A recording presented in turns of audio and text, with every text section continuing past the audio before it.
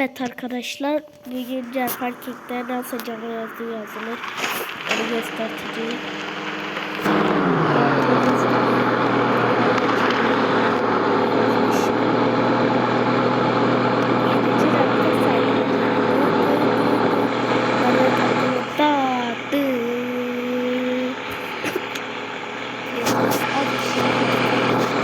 Bu benim YouTube'da ikinci video olacak.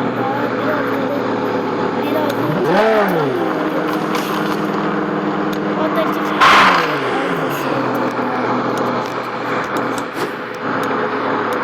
böyle gidiyoruz. Can villeri atıyor.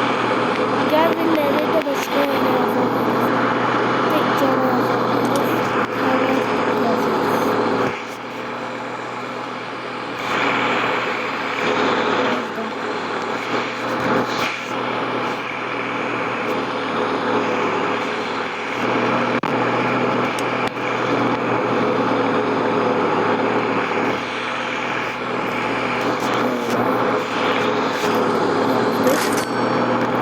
Daha iyi videolarla da karşılaşabiliriz.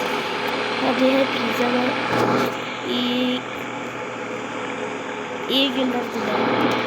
Abone olmayı ve takip etmeyi unutmayın.